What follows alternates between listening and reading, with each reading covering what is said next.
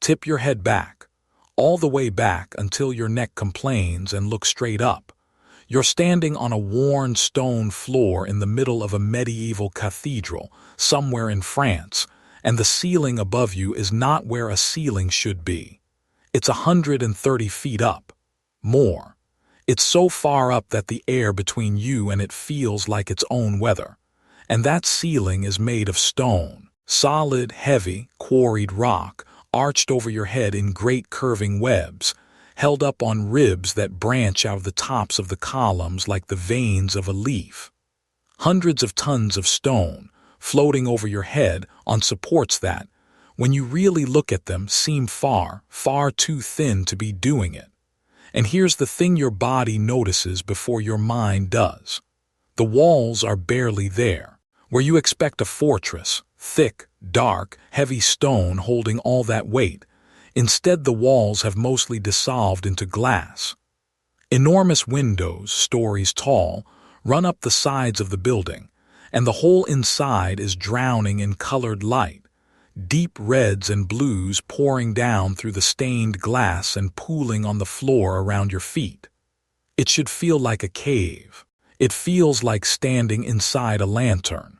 So your eye goes back up to that stone ceiling, floating impossibly high on impossibly little, and you ask the only sensible question there is. What is holding that up? Because it looks like it shouldn't be. It looks like a magic trick. 100 tons of rock, 100-odd feet in the air over a wall made mostly of window, and it's been hanging there perfectly still for 700 or 800 years. So let's work it out.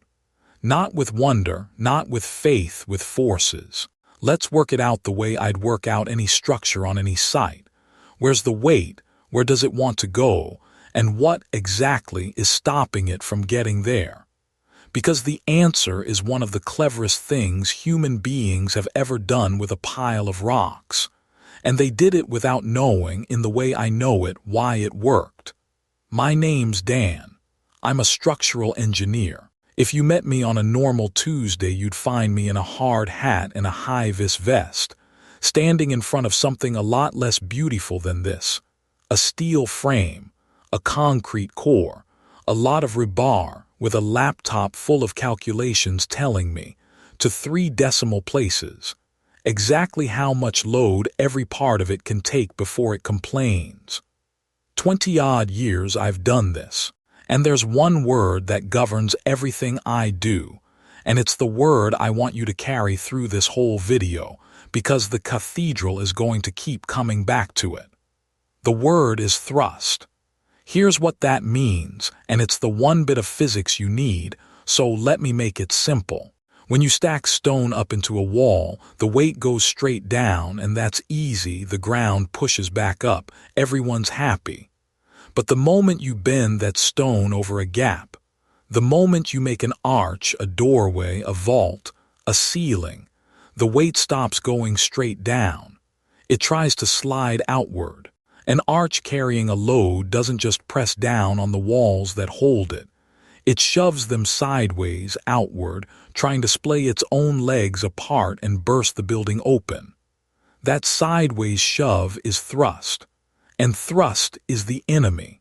Thrust is what I spend my life catching, and thrust is what brings buildings down. Every arch, every dome, every vault in the history of the world is really a single question asked in stone. I've got all this outward push. Now where do I send it so it doesn't tear me apart? And that's why I'm standing here with my head tipped back, honestly a bit rattled. Because whoever built this took the biggest, heaviest, most thrust-hungry ceiling anyone had ever dared to build, hoisted it 100+ feet into the air, set it over walls made of glass, walls that by rights should have burst outward like an overfilled bag, and it held. They caught the thrust. They caught all of it. And they did it, near as we can tell, without a single one of the equations I'd need to even attempt it. So no, this wasn't luck and it wasn't miracles. It was engineering. Just done in a way that should, by everything I was taught, have been impossible. Let me show you how. First, where we are and when, because it matters. This kind of building, soaring, skeletal, drowning in colored light, we call Gothic. And it didn't always exist. It was invented. Not overnight, not by one man, but it has a traditional birthplace and a traditional birthday, and I love that we can point at them. Go back to France, to the 1200s, the 12th century, to an abbey just north of Paris called Saint Denis. There was an abbot there named Suger, and in the 1140s he rebuilt the far end of his church, the choir, in a new way. And historians have argued the details forever, but the tradition, the line everybody draws, starts there. Suger's choir at Saint Denis, the 1140s, is where people say the Gothic begins. What Suger wanted above everything was light. He had this idea that light itself was close to the divine, and he wanted his church filled with it. And to get light, you need windows, and to get windows you need to do something with the walls that nobody quite knew how to do yet. Everything that follows, the whole 400-year adventure of building taller and brighter and thinner across all of Europe, grows out of that hunger, light and height. Now before Gothic, what did a big stone church look like? Heavy. We call it Romanesque, and the name tells you it borrows from Rome. Thick, massive walls. Small windows, because every window is a hole in your load-bearing wall, a weak spot, so you keep them small and few. Rounded arches, the same semicircular arches the Romans used. And low, dim, solid interiors, beautiful, powerful, but dark and earthbound. A Romanesque church squats. It hunkers down and holds the ground. And the builders wanted the opposite. They wanted to stand up. They wanted to go tall and open the walls and let the light flood in. But every instinct of stone says no. Stone is wonderful in compression, squash it and it laughs at you. But the taller and thinner and more open you build, the more that thrust, that sideways push, wants to shove your lovely thin walls straight over. So the whole problem of the Gothic, the thing 4 centuries of masons chipped away at, comes down to one sentence. How do you build enormously tall and impossibly open in stone and catch all the thrust that's trying to tear the whole thing apart? And they cracked it with 3 inventions. Not 1, 3, and this is the part I really want you to get because it's the heart of it. It isn't any single clever trick. It's 3 ideas that only work when you use them together, each one solving a problem the last one created. A system. Let's take them one at a time and watch the thrust move. Invention 1. The pointed arch. And this is the one that looks like nothing. You've seen it 10,000 times, that tall, peaked, 2 curves meeting at a point arch that just says church to you. It looks like a style choice. It is one of the most important structural ideas in the history of building. Here's the problem it solves. Take the old round arch, the Roman semicircle. A semicircle is half a circle, so its shape is fixed. The height of the arch is always exactly half its width. If you want a wider arch, it's automatically taller. If you want it a certain height, its width is decided for you. You've got no freedom. And worse, that round shape, that lazy, low curve, it throws a lot of its load outward. A round arch has a big, greedy sideways thrust. It really wants to splay. Now bend the top up into a point. 2 curves rising to meet at a peak. 2 things happen and they're both gold. First, geometry sets you free. A pointed arch can be tall and narrow, or wide and shallow, or anything in between, and you can tune it. You can make a narrow arch and a wide arch rise to the exact same height by adjusting how pointed each one is. Suddenly the whole ceiling doesn't have to be a grid of identical squares. You can vault over oddly shaped spaces, make everything line up at one height, design freely. For a builder, that's like being handed a whole new box of moves. But the second thing is the structural one, and it's the one that matters for our thrust. A pointed arch carries its load more steeply downward. Because the sides are more upright near the top, more of the weight runs down the legs of the arch toward the ground, and less of it goes squirting out sideways. The pointed arch is, straightforwardly, a less thrusty arch than the round one for the same span. It still pushes out, every arch does, but it pushes out less, and it points more of its force down where you can deal with it. So Invention one takes the raw sideways shove and cuts it down and steepens it and gives you the freedom to shape the whole roof however you need. Good, but cutting the thrust down isn't catching it. We've still got a ceiling to build and it's about to get heavy. Invention 2, the ribbed vault. Now we're up at the ceiling and this is where the weight lies. A vault is just an arched stone ceiling. Instead of flat timber over your head, you've got a curved skin of stone. And stone ceilings are gorgeous and fireproof and permanent, which is exactly why they wanted them. Medieval churches with wooden roofs burn down constantly. But stone ceilings are also monstrously heavy, and all that weight has to come down somewhere. In the old way, a continuous barrel of stone vaulting pressed down all along the tops of the walls, evenly the whole length of the building, which means the whole wall, every inch of it, has to be thick and strong to carry the load and again to fight the thrust of all that vaulting trying to spread. Thick walls everywhere. No room for windows. We're back to the dark cave. So here's the trick. Instead of a smooth, continuous shell of stone, you build a skeleton first. You throw a set of stone ribs across the ceiling, arches running along it, across it, and diagonally corner to corner. A framework of stone arches meeting overhead. And then you fill the panels between those ribs with a much thinner, lighter web of stone. The ribs are the strong bones. The web is just the skin stretched between them. And watch what that does to the weight, because this is the whole point of it. The load of the ceiling no longer presses down evenly all along the wall. It runs along the ribs because the ribs are the stiff, strong path, and it gathers, it concentrates, and it comes down at the specific points where the ribs land.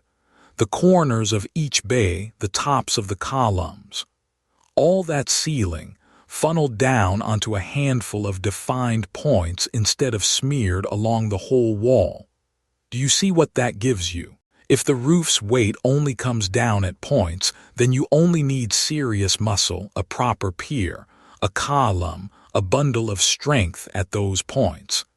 And in between the points where the wall is no longer carrying the ceiling, the wall doesn't have to be there at all.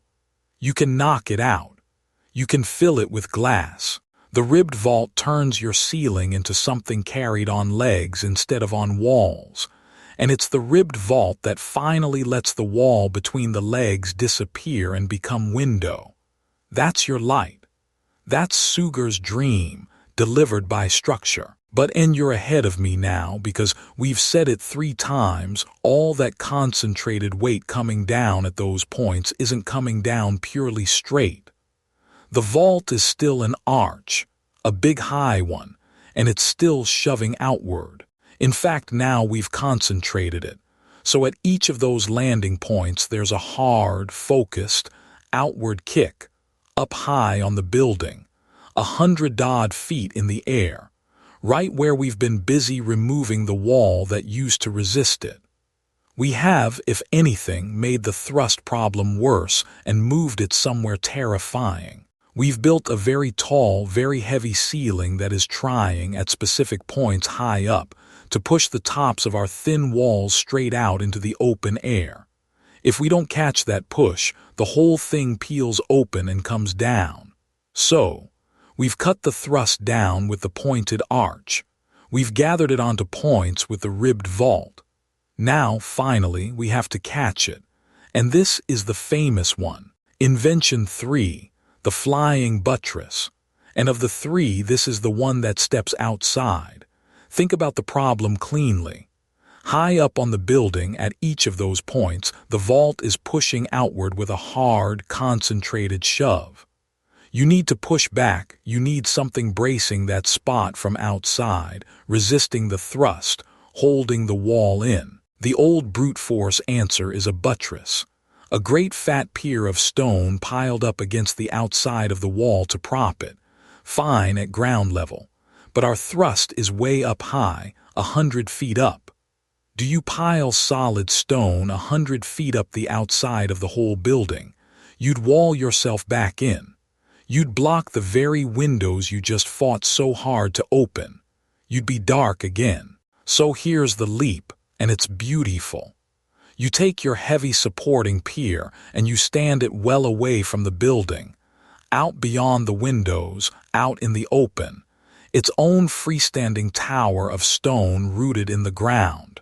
And then you reach back to the building with a slender arch, a half arch, an arm of stone that leaps across the gap through the open air and touches the wall exactly at the point, high up, where the vault is shoving out. That arm is the flyer. That's the flying buttress. A bridge of stone flung across empty space to catch the thrust up high and carry it, sliding down the slope of the arch, outward and down, into that freestanding pier, and from the pier safely into the ground. The outward push of the ceiling travels out along the flying arch, down the external pier and into the earth, going around the window entirely, arcing over the light instead of blocking it.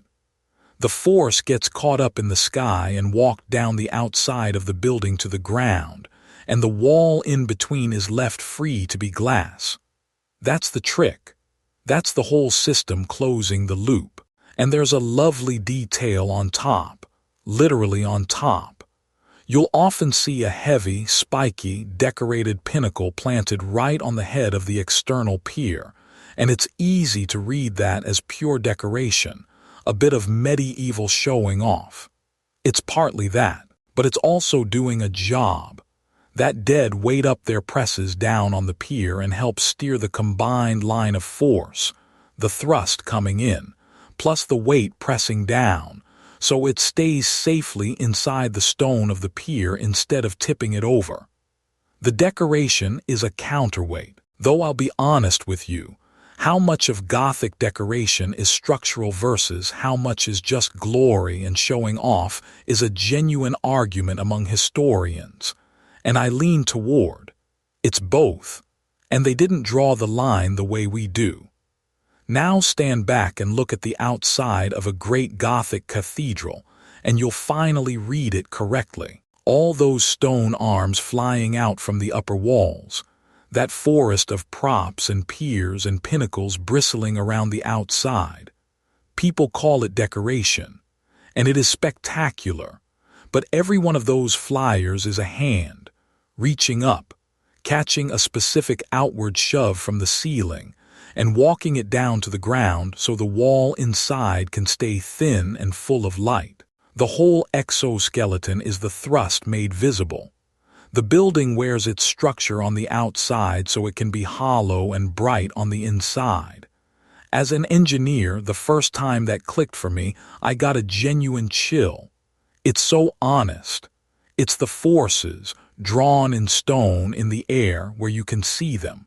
So that's the system. Pointed arch, ribbed vault, flying buttress, 3 inventions, each catching what the last one couldn't, together turning a wall of stone into a cage of light.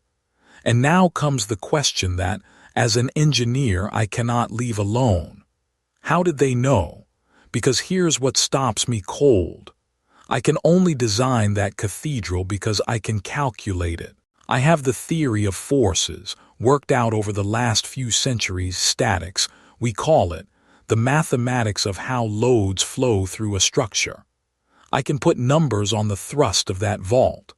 I can tell you the exact push in tons at every point and prove on paper that the buttress will hold before a single stone is cut.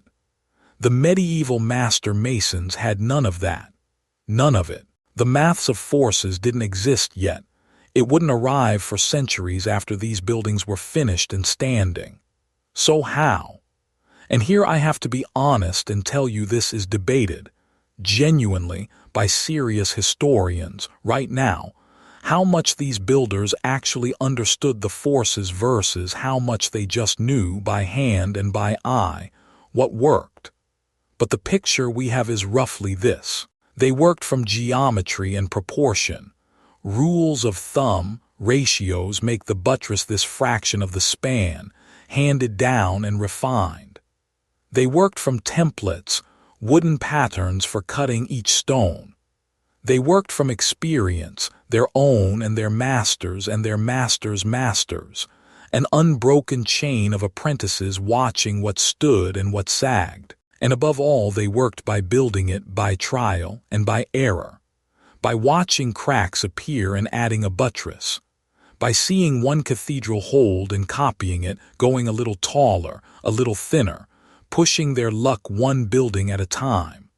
They were running the experiment at full scale, in stone, across generations. Each cathedral was a hypothesis about how far you could push the system, and most of the hypotheses held. That's the astonishing part, most of them are still standing. My intern Priya asked me the question that gets right to the bone of it. She said, so if they couldn't calculate it, were they just guessing? And I had to think about that for a while, because it's not quite guessing and it's not quite knowing. It's something we've half forgotten how to respect. It's deep, patient, accumulated, hard-won intuition, the kind you can only build over a lifetime of your hands on the material, passed down a chain of lifetimes. They didn't have the number. They had something that most of the time was just as good. They knew the way an old sailor knows how much this stone would take. Most of the time. Because if you push any system with no numbers to tell you where the edge is, sooner or later, somebody finds the edge. And I want to take you to the place where they found it. To the town of Beauvais in northern France, and to the most beautiful, most terrifying, most honest ruin of ambition in the whole Gothic story. Here's what you have to understand about the Gothic centuries. It was a competition. Town against town, bishop against bishop, cathedral against cathedral, and the prize was height. Everyone was reaching for the sky, and each new cathedral tried to outsoar the last. Charters went high. Rheims went higher. Amiens went higher still, 140 feet or so to the top of its vault, and it stands to this day, magnificent. And then the people of Beauvais decided they would beat them all. They set out to build the tallest cathedral vault on earth. And on the numbers, they got the choir, the great east end, up to around 157 feet inside, close to 48 meters, the highest Gothic vault ever raised, taller than anything before or since. They took the whole system, pointed arch, ribbed vault, flying buttress, and they stretched it thinner and taller and more daring than anyone had ever dared. It was the absolute limit of the idea. It was the system with the throttle wide open. And in the year 1284, about a dozen years after that soaring choir was finished, part of it came down. The vault collapsed. Stone rained down into that impossibly tall, impossibly beautiful space. And here's the part where I have to keep my engineer's honesty, because this is disputed too, actively, among the people who study it. We do not know for certain exactly why. The leading suspects are the usual grim engineering ones, that the piers were too slender and too far apart for the height, that the structure was simply underdesigned for the loads, that the foundations settled unevenly, that high wind found a building stretched past its margins and did the rest. Probably some combination. What everyone agrees on is the plain fact. They reached too high, the margins ran out, and the vault fell. And they didn't give up. That's almost the most human thing about it. They rebuilt. They went back in and made it stronger. They added more piers, subdivided the bays, thickened the skeleton, brought the soaring thing back under control. And the choir of Beauvais still stands today, still the tallest, patched and braced and holding. But the cathedral was never finished. And then, centuries later, in 1573, they got ambitious again and raised an enormous central tower over the crossing, and that too came down, collapsed in a heap. After that, they largely stopped. To this day, Beauvais is a fragment, a jaw-droppingly tall choir and not much else, the most magnificent unfinished sentence in stone in all of Europe. And I have to tell you what Beauvais does to me, standing under it, as a man whose whole job is knowing where the edge is before I reach it. It doesn't make me think less of them. It makes me think more, because Beauvais is what the edge looks like. Every other cathedral, everyone still standing, is a bet that paid off, a builder pushing the system a little further and getting away with it. Beauvais is the bet that didn't. And you only find the true limit of a thing by going past it. Somebody, somewhere in a system with no numbers, was always going to be the one who found where too far actually was. The people of Beauvais volunteered. They reached for the absolute maximum the idea could give, and the idea, at long last, said no.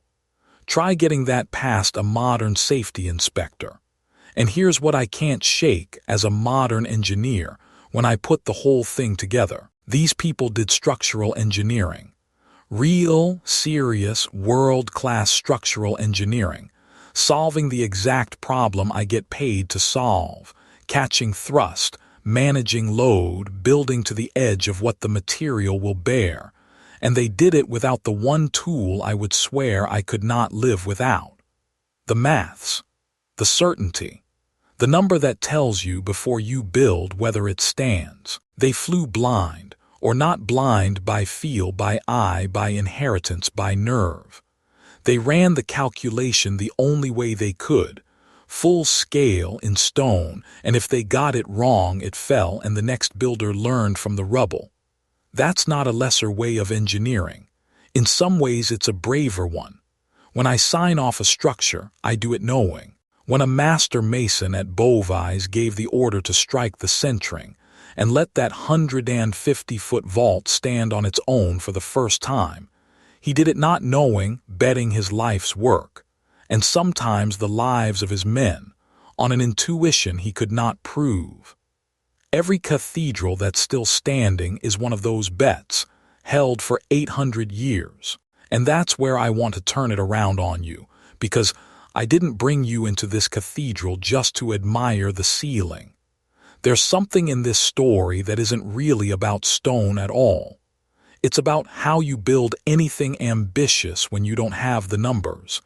And none of us, in the things that actually matter, ever really have the numbers. The master masons wanted to reach higher than anyone had reached, and they had no way to calculate in advance whether the reach would hold. So they did the only thing you can do. They learned everything they could from everyone who'd built before them. They pushed a little past what was proven, but only a little, one careful step beyond the last thing that stood. They built in their margins, their buttresses, their room to be wrong. And then, at some point, they had to commit, strike the scaffolding, let it stand and find out. Most of the time, it held. And when it didn't, when they found the edge at Beauvais, they didn't stop reaching. They learned where the edge was, pulled back to the right side of it, and kept building. I think that's the whole thing, honestly. That's how you build a cathedral, and I've come to think it's how you build a life, or a career, or anything you actually care about that's bigger than what's already been proven safe. You will never have the numbers in advance. You learn from everyone who went before. You push a little past the proven, not a reckless lot, a careful little. You leave yourself some margin, some room to be wrong without the whole thing coming down. And then you commit, and you find out, because there's no other way to find out. And if you reach and it holds, You've built something taller than anyone thought could stand. And if you reach and it falls, you learn exactly where the edge was, which is knowledge nobody who played it safe will ever have, and you rebuild on the right side of it. The cathedrals still standing are the reaches that held. Beauvais is the one that found the edge, and every single one of them, the triumphs and the ruin alike, is worth more than a building that never dared leave the ground. I think about my own worst job when I stand in here, the one my crew still calls the over-budget nightmare, the project that ran so far past its numbers it became a legend. And you know what it needed? It needed a bit of Beauvais in me and a bit less. It needed the nerve to reach, which we had, and it needed the margin, the buttress, the room to be wrong, which we didn't leave ourselves, and so the first thing that went wrong went all the way. The cathedral builders got that balance right most of the time with far less than I had.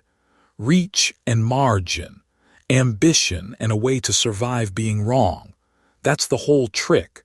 That's the flying buttress of a life. So that's my question for you, and I read the comments, I really do. Here it is.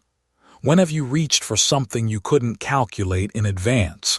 Something taller than anything you'd proven you could do and had to just commit, strike the scaffolding and find out whether it held. Did it hold? Or did you find your Beauvais, your reach too far, the thing that came down and taught you exactly where your edge was? Both are worth telling. I'd bet everyone watching has built at least one cathedral and at least one Beauvais. Tell me about them, down in the comments. I'm going to go back to my site and try, one more time, to explain to my foreman Mike why the medieval answer to the ceilings pushing the walls out was a flying arch made of stone and not, as Mike would have it, just make the wall thicker and stop overthinking it. And if you like standing under something impossible and actually working out how it holds, no magic, no mystery, just thrust and stone and the nerve of people who engineered by feel, then subscribe and come back, because next time I've got another one that's still standing and still showing us up. My name's Dan. Mind the load. And the next time you're inside one of these and someone whispers that they don't build them like this anymore, tip your head back, find a flying buttress and tell them the truth. They built it by hand, by eye, and by nerve, catching 100 tons of thrust in midair, centuries before anyone could prove it would work.